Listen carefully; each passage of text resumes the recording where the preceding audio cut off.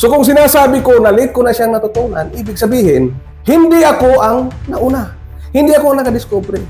Kasi kung ako ang nakadiscovery, di ko siya sinasabi na huli ko na siyang natutunan. Nako kuya, huwag mong sabihin na ikaw ang nakaimbento niyan.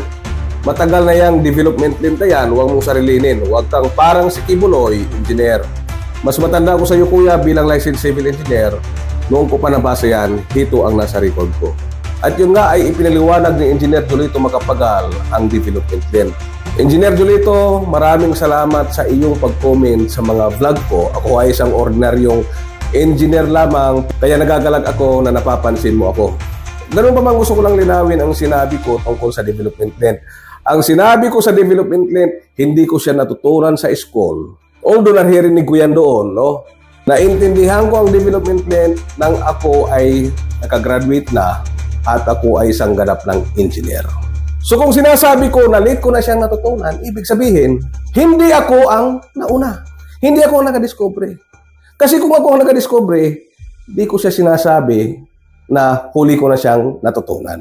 Ganun pa man ang sinasabi ko na original kong kaisipan ay yung imahinasyon ng isang tarikol o istaka na ibinabaon sa lupa.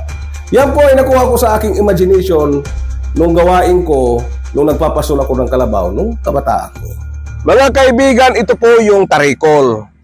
Nung mga bata pa kami ang nagpapastol nung kalabaw. Dito po namin sila itinatali at ibinabaon namin to sa lupa until such time na masyado na siyang malalim at hindi na siya kayang bunutin ng kalabaw. Bakit ko ba nababanggit ito? Dahil nung college ako, hindi ko talaga naintindihan yung development lane. Hanggang sa ma-realize ko na ang development lane ay katulad lamang ng pako na ibinabaon sa kahoy, na habang mas mahaba ang baon ng pako, mas mahirap itong bunutin. Na minsan nga na-experience natin, lalo na kung yung pako ay matagal na sa kahoy at kinakarawang na, pag binubunot mo ang pako, napuputol na siya. Yun nga po ang explanation ko, na kapag naputol na ang pako kaysa sa mabunot, yan na po ang tamang development lane.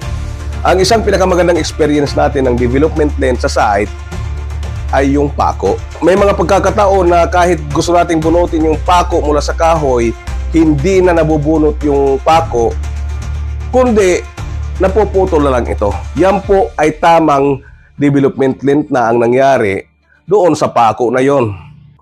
So yun po, no, nililinaw lang natin ang ating posisyon. Pero ganun pa man, Engineer Julito, maraming salamat sa iyong pag-comment sa ating vlog. Ako po si Engineer Rolo, maraming salamat sa panonood at hanggang sa muli.